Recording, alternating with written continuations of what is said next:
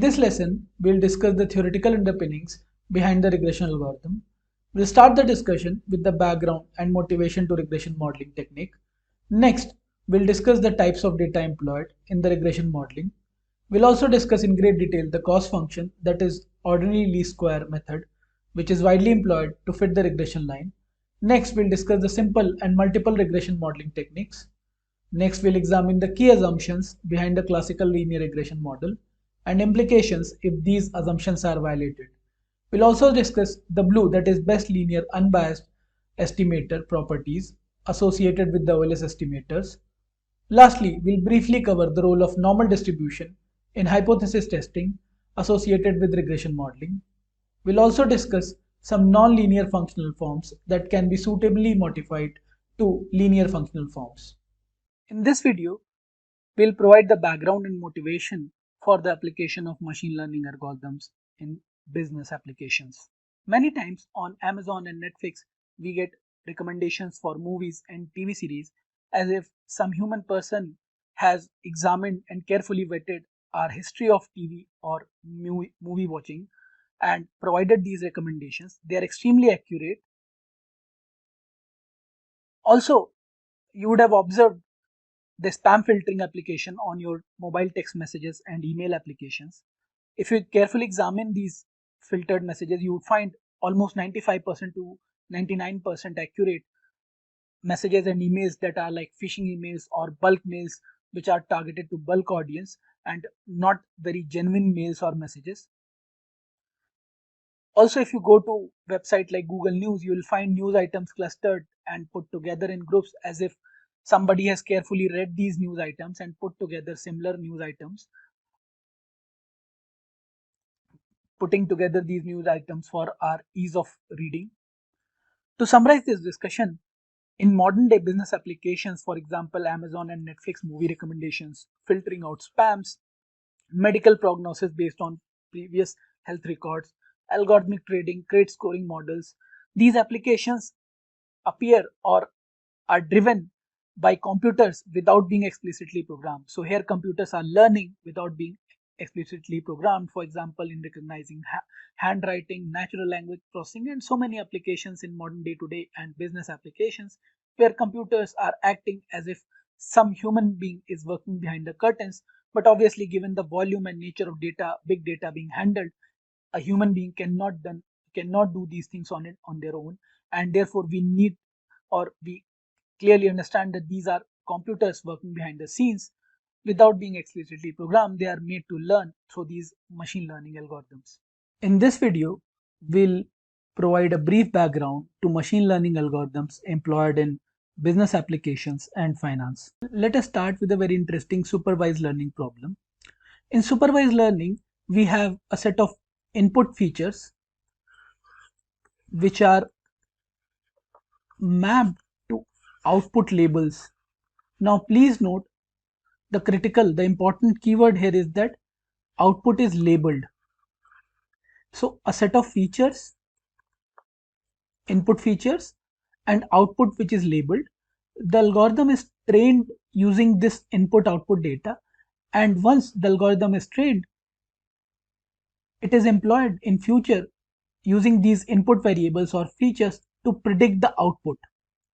A very simple example to this is house price prediction problem, where a set of data, that is size of house in square feet, which is one of the features, and the label, that is house price, is given, and using this data the algorithm is trained.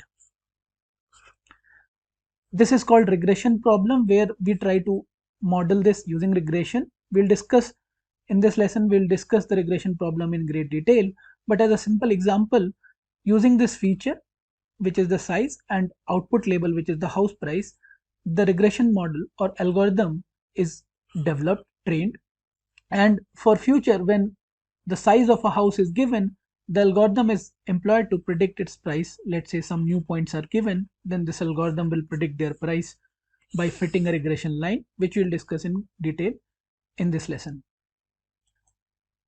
Another interesting supervised learning problem is classification problem, where a certain label data is given along with features, and then algorithm is trained to classify the new observations across these labels. For example, credit default scoring problem, where we try to classify observations such as loan applications into defaulters. For example, here defaulters are given in red and non-defaulters or good credit borrowers are given in blue. Now we have two features. The labels are defaulter and non-defaulters, while features are net worth and income. Now using the given set of data, we train this algorithm. And once we have the algorithm trained, then as the new data comes in, for example, new data maybe here, using this classification problem, we try to classify the new observations into defaulter versus non-defaulter. Using this model, we try to predict that. We try to classify or segregate defaulters vis-a-vis non-defaulters using the algorithm that has been trained. In the unsupervised learning, the key difference is that the data is not labeled, we have only features.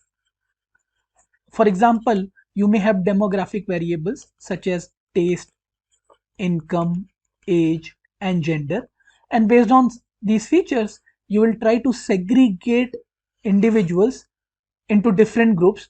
And this is a very useful application in market segmentation by consulting firms who employ such data in creating target segments for targeting them for their products.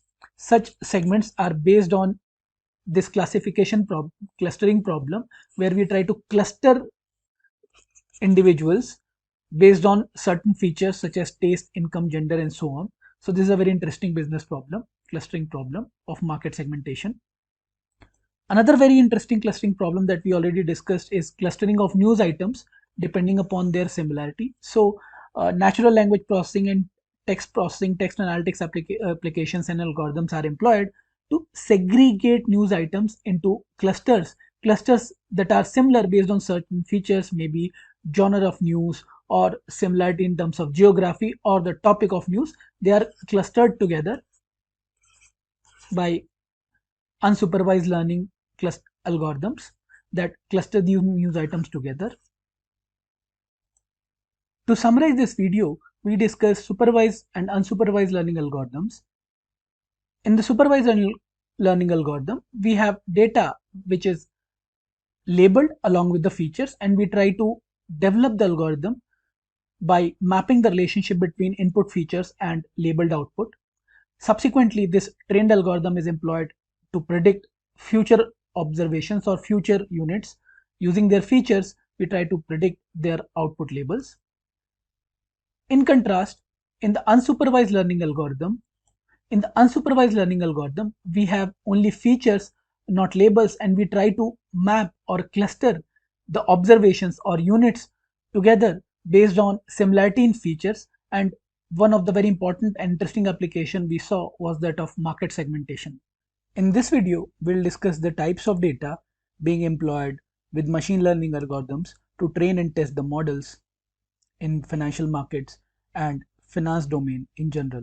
In general, there are three broad types of data that are employed in finance domain. First is observations about multiple individuals or units collected over a single period. Second, observations about a single individual collected over multiple periods. And lastly, observations about multiple individuals or units collected over various time periods. We'll examine this and visualize these types of data in subsequent discussion. Have a look at this diagram here. We have three cross sections, C1 at time 1, C2 at time t2, and C3 at time t3.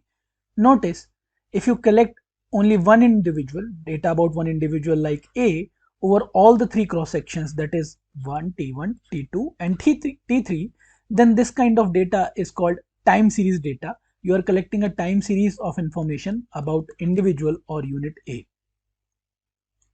In contrast, if you have 6 individuals or more or less individuals like A, B, C, D, E, and F, and you collect all these individuals over a particular time, let's say T1, then it is called cross-sectional data, because you are collecting all the information about these units for a particular time T1.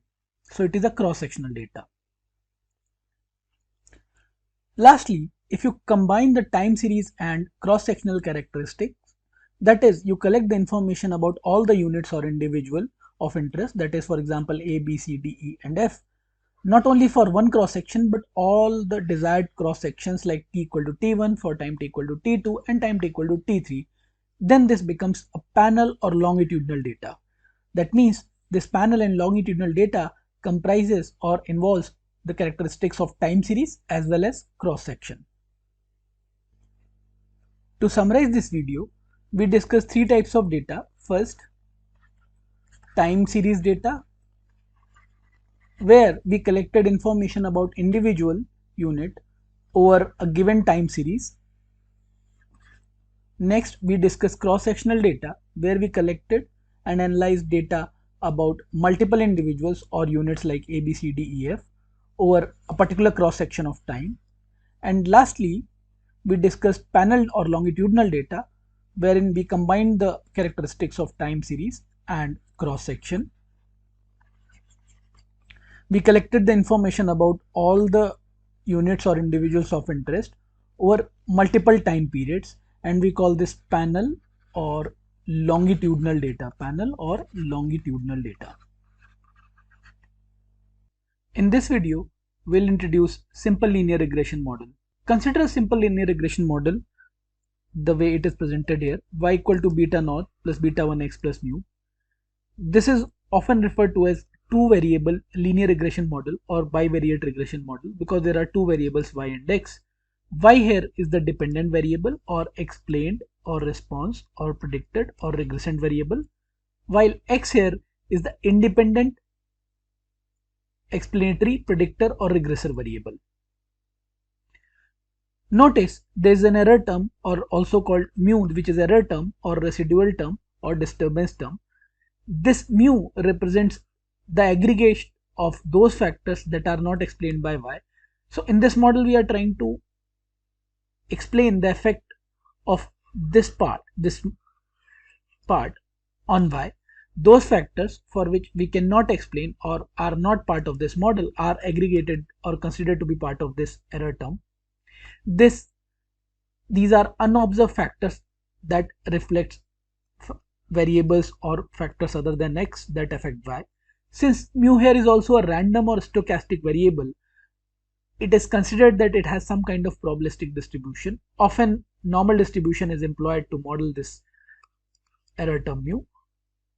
But the idea here is that this is random in nature and its values assume some kind of probabilistic distribution.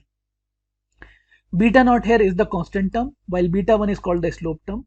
This is so because this relationship, this model, can be represented on a two-dimensional space, xy space, where this model is basically a straight line with this intercept or constant term as beta naught, and the slope of this line is represented as beta 1. So this line represents in visual terms this model. So this is a visualization of this model. This simple model aims to study the dependence of y on x, that means how x affects y. Now please note here that regression deals with the dependence of one variable over another. It does not imply simply causation. The idea is that it only establishes the statistical strength of the relation. The causation has to be established a priori by theory. For example, if instead of y, like this, the dependence on y, you replace an x with y and you put it like this, even then the regression model, the mathematical modeling, will give you some kind of statistical relationship, which obviously may be spurious in nature. Take for example crop and rain. Now a priori we already know that crop affects rain. Rain affects crop. Rain affects crop.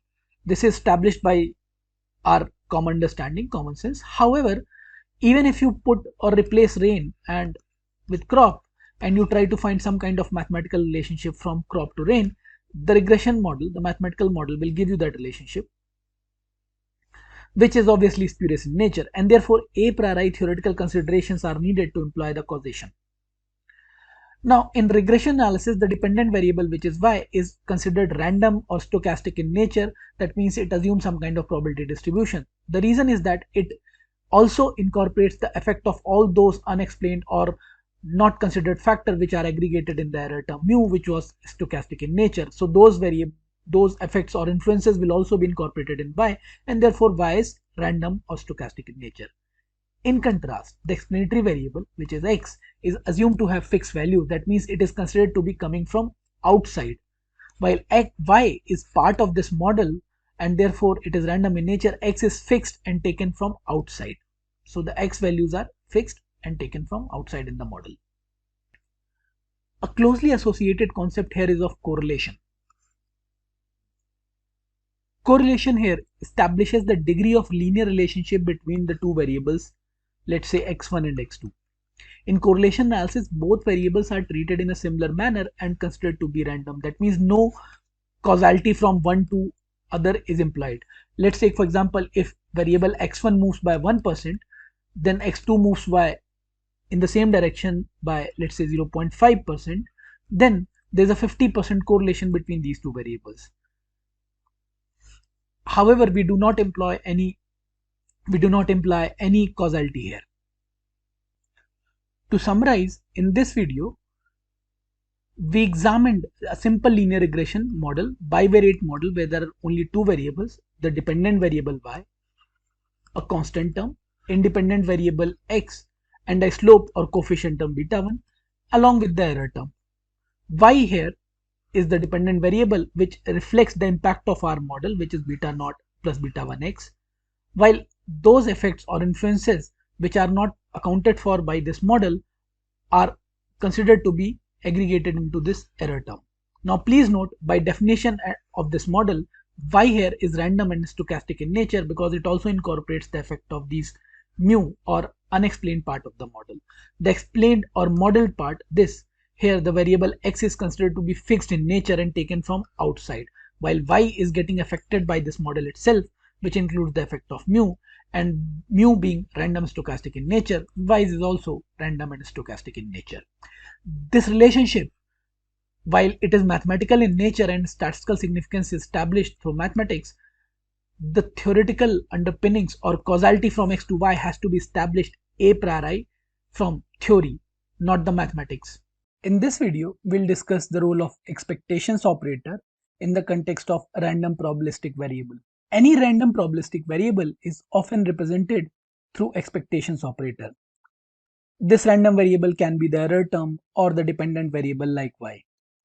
Since these variables attain multiple values, for example, let's take an example of coin tossing game where there are two possible values, and if the coin is fair, then there is a 50% chance or odds for any of the outcome, whether it is head or tail. Similarly, in regression, any random variable like the dependent variable y, if it is assumed to be probabilistic in nature, its expected value is represented as Ey. For example, if there are n probabilities that an event has an outcome of y1, y2, y3, yn, with possibilities p1, p2, these are probabilities p1, p2 and so on up till pn, then the expectation of this variable y is defined as p1, y1, p2, y2 and so on, that is sigma py, p is probability, y is possible outcome, pi, vi, I equal to 1 to n, where n are the possibilities in the event. This is also called probability weighted mean. If all the probabilities are assumed to be equal, that means many times we do not have any a priori knowledge about possible probabilities. So if all the probabilities are assumed to be equal, then p1 equal to p and so on equal to 1 upon n. And in that case, the expectations is nothing but the simple average of all the possible outcomes of y's. To summarize, in this video, we discussed the role of expectations operator for random probabilistic variables or stochastic variables like error term or dependent variable. We noted that expectations are nothing but simple probability weighted mean of variables. In case we do not have any a priori probability assigned to these outcomes, yi's, then in that case the expected value is nothing but simple average of y. In this video, we'll understand the basics of simple linear regression algorithm with a simple example. Consider the table shown here where family income and consumption expenditures are provided. Here, a population of 60 families is divided into 10 income groups, for example 80, 80 to 100, 100 to 120 and so on up till 260. So there are 10 groups and their consumption, weekly family consumption expenditure, the Y's are also shown. For each level of income X, we try to compute the conditional mean, that is expected Y given X, which is 65. Let us see how this is computed. For example, consider an income level of 80. Corresponding to this income level, a set of family weekly consumption expenditures, that means Y's are provided. So for this given level of X, the corresponding Y's are provided. The summation of these Y's is 325 and their mean is 65. Now this 65 is the conditional mean of Y conditioned upon a given value of X, which is 80, and that is why it is called conditional mean of Y, expected value of Y given X. Recall that in the previous video we said that if we do not have any a priori probabilities of any set of values, we take simple average to compute the expected value, and the same thing we did here by taking the average of these values, which is 65 for X equal to 80. Now the average of all these values is 121.2, and since this value, which is the average of all the values, is not conditioned upon any specific X value, this will be called expected value of Y, which is unconditional mean or unconditional value of Y, because it is not conditioned on any X value, it is unconditioned expected value of Y. Please note that such unconditional value does not account for any income level, that means any value of X, and it is the prediction or expected value of Y or the prediction of Y when there is no knowledge of X. However, one would like to improve upon the value of Y by knowing the value of X if one believes that X affects Y. So if X indeed affects Y, then the knowledge of X would definitely improve the prediction of Y. So if you have the knowledge of X, you can improve your prediction by computing the conditional mean of Y, which is this expected value of Y given X, and that prediction will be more accurate. For example, the conditional mean of Y given X equal to 260 will be 173, which is different from conditional mean of Y when X was 80. Now if one asks what is the best prediction or mean value of weekly expenditure for an income of X equal to 140, then you would tell him that looking at this table, you will tell him a value of 101. That means the knowledge of income level, that is values of X, enables us to better predict the mean value of consumption. So our prediction of Y, which is the mean, improves as compared to the situation when we do not have that knowledge. So this is the essence of regression modeling. So what we are saying here, that for each level of X, we have set of Y values, and the mean of these Y values are joined together. These means of Y values for each level of X, we have expected value of Y given X, and all these conditional means are joined to get the regression line. So this regression line is nothing but the conditional means conditioned upon these X values are joined together to get this fitted line. So for example, if you have the weekly incomes given on X axis, and for each set of income you have a distribution of Y values, this is the distribution of Y values, and we know that for any distribution, if a variable has a distribution, it is stochastic in nature, we can compute its expected value as we have already seen using the probabilities. We can get the conditional means for each given X. We can compute the expected value of Y, that is expected value of Y for each given Xi, where Xi can be 80, 90, in this case 80, 90 and so on. And once we have those conditional means, we can join them to get the regression line. And then in that case, our estimate of Y would be conditioned upon Xi. For any value of Xi, we can predict the value of Y. To summarize, in this video, we said that any regression model of this type, Y equal to B0 plus B1X, Y equal to B0 plus B1Xi, assumes that some variable Xi has some explanatory power over variable Yi, and therefore one can improve the prediction of Yi, the prediction value of Yi, which is Yi hat, can be improved by using the knowledge of Xi. Thus, regression modeling improve the prediction of yi by taking a set of values of xi. For example, if we have the knowledge of xi, the corresponding values of y can be averaged, and this average value of yi for a given I is a better estimate of y. Since this estimate of yi, that is yi bar, is for a given value which is xi, and therefore often such estimate is called conditional mean of yi, that means conditional value of y given x, and this is called conditional mean of y. Another type of expectation of y which is unconditional mean, which ignores the value of x, which does not consider and assumes that we have no knowledge of x, is expected value of y, which is the average of all the values of y irrespective of values of x. It is often considered as per regression modeling that this conditional mean is an improved estimate of y as compared to the estimate of y when we have no knowledge of xi's. In this video, we'll introduce the concept of population and sample regression functions in the context of regression modeling. Recall, in the previous video, we said that if we join the conditional means of y given x, these were the conditional means of y given x. If we join these values, then we obtain what we call is a population regression line. So we join them for each value of xi, x1, x2, x3, and so on. We had a set of values on y,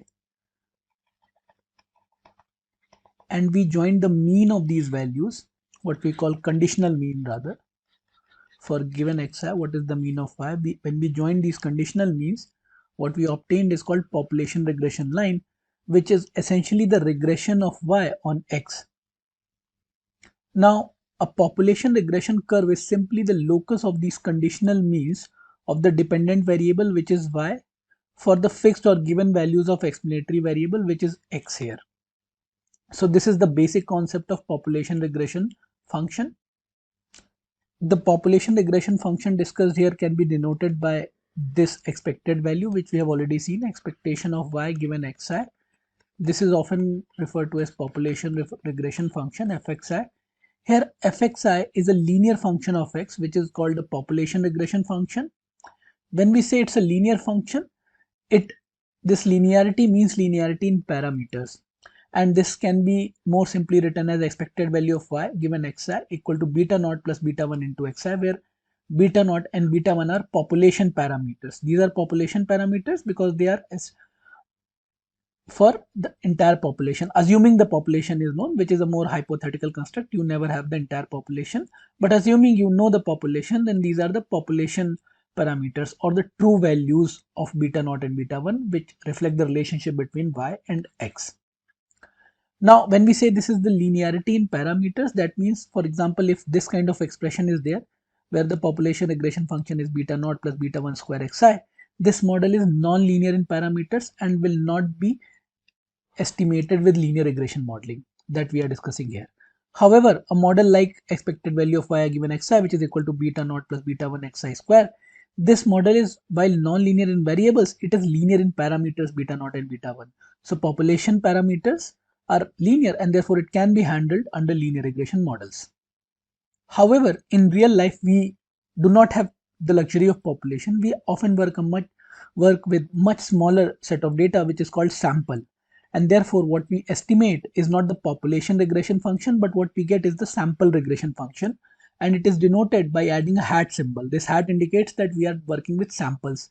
And therefore, the estimated values of y is yi hat.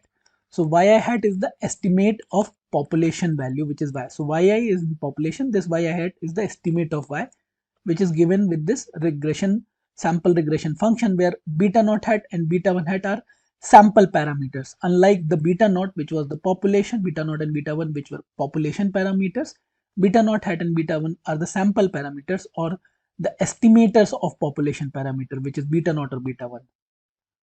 So beta naught here is the estimator of beta naught. We'll discuss some of these estimators. Beta 1 hat is the estimator of beta 1, and these estimators are applied on a given sample to estimate or proxy the population parameters. Using these beta naught hat and beta 1 hat, what we get is yi hat, which is the estimate of y, which is the estimator of population values. based on our sample regression function. So SRF, which is the sample regression function, is only an estimate of population regression function based on a given sample or the sample that is available to us. Remember, we do not work with population. We do not have the luxury of population. Now, since this is only an estimate, therefore sample regression function can overestimate or underestimate the population regression function or population regression function values. For example, if you are estimating yi hats and you get this kind of estimators beta naught hat and beta 1 hat, your sample regression function line may look like this. This is one example where actual population regression function is this. So from this point onwards, you overestimate the population values of y, and behind this, below this point a, before that you underestimate the population values. So your estimate is overestimating here, underestimating here. To summarize, in this video we discussed the concept of population regression function, which was nothing but the values of y using population parameters beta naught plus beta 1 into x. Now beta naught and beta 1 here are the population parameters. Please note, in real life we do not have the luxury of working with population, and therefore this is not observed. This is not observed.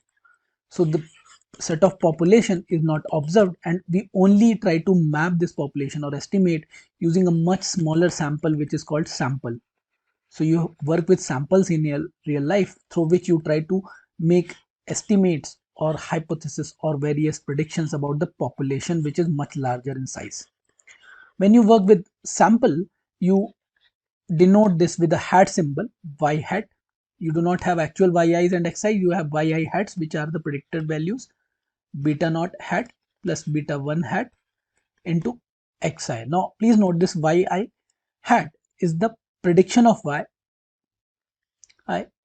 This beta naught is the estimator of population parameter, which was beta naught. Beta 1 hat is the estimator of beta 1, which was the population parameter, and this is called SRF, sample regression function, because it is estimated on a sample which is available at hand, and it tries to estimate the population values, population parameters and population yi's. However, please note, this yi hat is often not very accurate, and it may over predict or under predict the actual values. In this video, we'll discuss a very important class of estimators called ordinary least square estimators. Recall, the sample regression function which we discussed was yi equal to beta naught hat plus beta 1 hat xi plus mu I hat. Here we have removed the hat because now we have also included the error term. Earlier we saw this yi hat equal to beta naught hat plus beta 1 hat into xi, which is nothing but the prediction of yi hat, the predicted value of y hat. Once we add the error term in the prediction, it becomes the actual yi. Now the error term, this mu I hat, or often also referred to as mu I, is important here, because this error term, which is yi minus yi hat or yi minus beta naught hat minus beta 1 times beta 1 hat xi, this error term is an important, very important cost function, and any regression fit or any estimator should minimize some function of this error. In this particular case, the OLS, ordinary least square procedure, as the name suggests, tries to minimize the square of this function, and therefore the best cost function to minimize this can be shown as follows. This is the appropriate cost function, which is the sum of squares of error term, which is yi minus yi hat raised to the power 2 summation. This is our cost function, which is minimized here. Now we can also replace this yi hat using this expression here. So we get yi minus beta naught hat minus beta 1 hat into xi raised to the power 2 summation is our sum of squares. Now we minimize these squared residuals. Question is, why not minimize just the residuals or absolute residuals? Now talking about simple residuals, it fails to recognize the fact that large positive and negative errors, for example plus 6 and minus 6, will tend to cancel each other out. So if there are large deviations, large error terms mu1 I and mu j, which are very large, but on the summation they tend to cancel each other out, simple summation of residuals will ignore that. Similarly, if we are minimizing the absolute residuals, to an extent that is an improvement, because it will recognize that plus 6 and minus 6 or positive and negative residuals should not cancel each other, and therefore large errors, whether positive and negative, they are penalized. However, in case of squared residuals, it penalizes large errors more strongly. So the penalty on large errors is much more stringent in case of squares as compared to simple absolute residuals. To further illustrate and visualize this argument, let's have a look at set of observations plotted on this XY diagram. These are the actual values that we have, rather not population but a sample that we have obtained. Now we try to fit a sample regression function or sample regression, the line corresponding to the sample regression function, which is represented as yi hat equal to beta 1 hat plus beta 2 hat. Now obviously, because we are working with samples, these are estimators. Since these are OLS estimators, we try to minimize the sum of these squared residuals. The difference between the actual values and this fitted line, so this is our sample regression function, the line corresponding to sample regression function. This distance is my error in prediction. Now this error, the larger this error, the problematic it is for me, and therefore a function which minimizes the square of these errors gives higher penalty to large errors as compared to small errors. If I would have added simply the absolute residuals, it would have definitely penalized the errors, but a square of residuals penalizes large errors much more than simple absolute summation. Now in this scheme, our final function or squared residual summation is this, which we can also write as summation of mu I square is a function, obviously a function of beta naught hat and beta 1, because it is written like this. So it must be a function of beta naught hat and beta 1 hat, which are the key parameters or estimators of importance. So these are sample parameters that we are interested in knowing. Now a very regular simple scheme to minimize this, we want to minimize the squared residuals, we can set the differential of this partial differential with respect to our betas equal to 0. We can set this differential with respect to parameters, different parameter estimates beta naught hat and beta 1 hat equal to 0, and then set the condition of the double differential to positive for minima condition to obtain the estimates of beta naught and beta 1 hat, as we will shortly see. And this is the reason why these estimators are called least square estimators, because we minimize the square residuals, and such scheme or regression model obtained from such scheme is also called Gaussian standard or classical linear regression model, by minimizing these least square errors. Now if you recall, we said that mu I square can be written as this function, which is yi minus beta naught hat minus beta 1 hat xi summation, square summation. We can take the partial differential with respect to beta naught, which is, since it is square term, this is minus 2 times this term, which is same, and then differential of beta naught is nothing but a minus sign, so we get this minus 2 times mu I hat. Why? Because this term itself is yi hat, and yi minus yi hat is nothing but mu I hat, or often referred to as mu I itself. The error, we are interchangeably using mu I hat or mu I here. So this is nothing but minus 2 times mu I, which is the partial differential with respect to beta naught hat. Similarly, we can take partial differential with respect to beta 1 hat, which will be very similar, only that now because beta 1 hat has a multiple of xi, we have an extra xi here. So we have minus 2 times mu I hat into xi summation. This is the partial differential with respect to beta 1 hat. Now we need to set these differential equal to 0 and solve the equation. A closed form solution can be obtained, which is shown here. This closed form solution can be obtained only if certain assumptions are met. Now in this lesson, in a set of series of videos, we will discuss some of these assumptions that are needed, and if these assumptions are met, then we can obtain a closed form solution like this. That means we can precisely estimate the values of beta 1, beta naught and beta naught hat.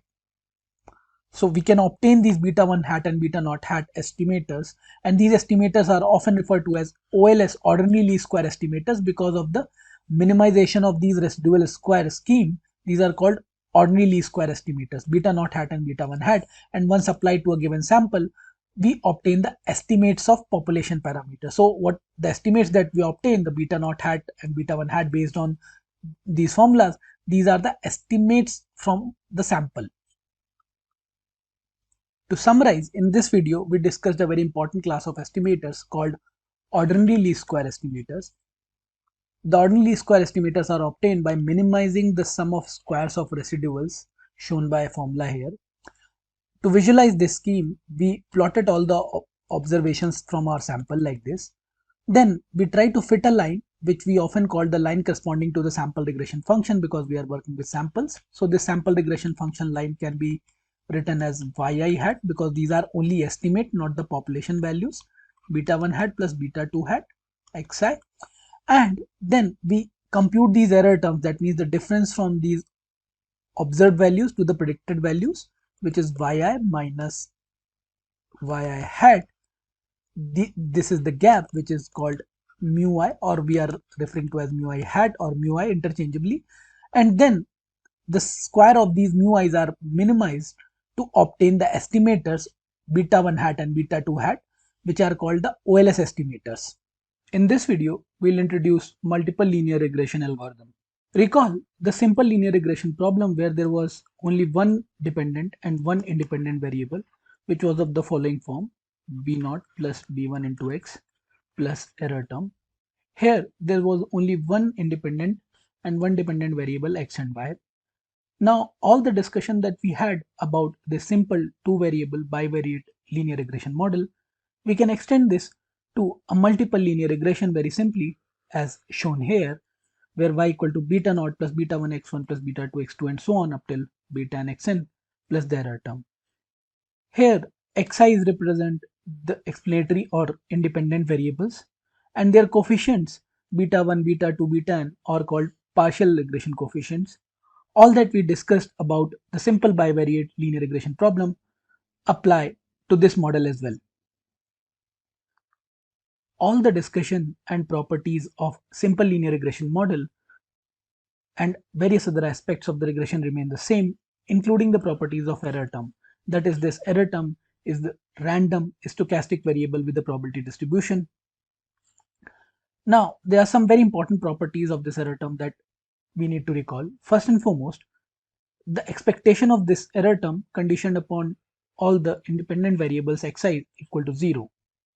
That means the mean of this error term given all the xi's is equal to 0 for all the i's.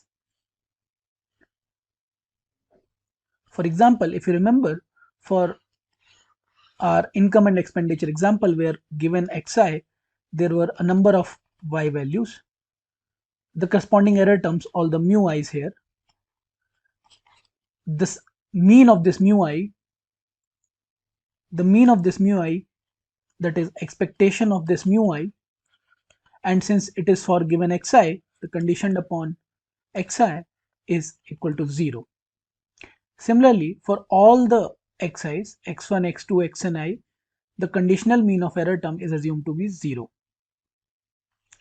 Next, no serial correlation or covariance between mu i's. That means for xi, a set of mu i's are there, then for xj, a set of mu j's are there, then the correlation between mu I and mu j's equal to 0. That means these mu I and mu j's are not correlated. That is second very important assumption here. And the third, the variance of mu i's, that is sigma square, is assumed to be constant. That means whatever the variance for this mu I, mu j, or if there was x1, 2 and so on xk's, the error terms are mu k's, the variance of these mu I, mu j or mu k is same as sigma square. That is the third assumption. Next, another very important assumption is that mu I is independent of x's. That means all these independent variable x1, x2 and xn and so on, these are not correlated with error terms. That means correlation or covariance between mu I xi, mu I x2 and so on mu I xn equal to 0. And please also note, the assumption is that model is correctly specified. That means all the relevant influences, that is independent variables xi's, are incorporated in the model. There is no important or variable or factor that is influencing y is left out. Just one caveat, correlation and covariance represent similar property. The normalized version of covariance is correlation itself. if you compute the correlation, if you want to compute the correlation between two variables, you compute their covariance, let's say covariance of x1 and covariance of x2. If you divide them by standard deviation of x1 and standard deviation of x2, you get the correlation between x1 and x2. So this is just a simple information. Another very important condition for this model to work is of collinearity. That is, all these xi's, let's take in together x1, x2 and so on xn, none of xi's can be explained by remaining independent variables. For example, if I take xi, the remaining ones x1 to xi minus 1 and xi plus 2 to xn, they cannot explain this xi completely. That means there cannot be any function which is of this form alpha 1 x1 alpha 2 x2 and so on up till alpha n xn which is equal to 0. That means any one of these variable cannot be expressed linearly as a linear combination of other independent variables. If that were to happen, this is called perfect multicollinearity. That means if there is a solution to this problem, this equation, this represents multicollinearity. That means one of these xi's can be explained by the remaining independent variables, and in that case of perfect multicollinearity, the model will not run. That is the equation, this equation will become indeterminate. It cannot be determined, there is no solution. Let's look at the example of collinearity visually. So in this diagram, notice that the independent variables x2 and x3, they have some relationship with y which is represented by these common areas, but there is no common area between x2 and x3. That means there is no collinearity. However, if there were to exist some common area between x2 and x3, it represents low collinearity. Depending upon this common area, if it increases a lot like here or here or here, this represents very high levels of collinearity, and this is not good for the estimation. Particularly the fact that if the multicollinearity is not perfect, the previous case that we just discussed, but high, then model will run. The model is not indeterminable. The model can be determined. It is not indeterminate. However, then the problem is that the estimators, for example, beta naughts estimator, beta 1 estimator, these will have very large variances or what we call standard errors of estimate. Also recall that the significance of these betas is calculated in the form of t-statistics and the corresponding p-values. The t-values are simply calculated as coefficient divided by the standard error of estimate, which is basically variance of these estimators. And if these standard error of estimates are very high, which go into denominator, this value is very low. That means your resulting t-values are very low. This means your t-values are very low, and therefore the lower the t-value, the lower are the corresponding p-values, which increases the chances of failure to reject the null hypothesis. That means you will have rather poor confidence interval, more wider confidence interval you need, and therefore even though your R square may be high, which indicates a very good fit in the regression, but still the power of your test will be low, and because of low t-values, and you will be failing to reject the null. That means even the coefficient may be significant, but still you will not be able to say that by rejecting the null. To summarize, in this video we discussed and introduced multiple linear regression model. We noted that all the properties of simple linear regression model apply to this multiple linear regression as well. We also highlighted some important properties of this multiple linear regression model. For example, the conditional mean of error term is 0, which is expectation of mu I given or conditioned upon all the xi 0. We also noted that there should be no correlation between mu i's and mu j's or set of error terms. We also noted that the variance of these error terms should be constant, which is a very important property called homoscedasticity. We also said that there should be no correlation or covariance between the error term and the independent variables, that is xi's, and it should be equal to 0. The model should be correctly specified. That means all the xi's that are there in the model, there should be no important influence or factor should be left out. Lastly, we also noted the property of multicollinearity. That means none of the independent variables should be explained completely by the remaining independent variable, or all the independent variables should not be expressed as a linear combination which is equal to 0. This leads to perfect multicollinearity, and it makes the model indeterminate.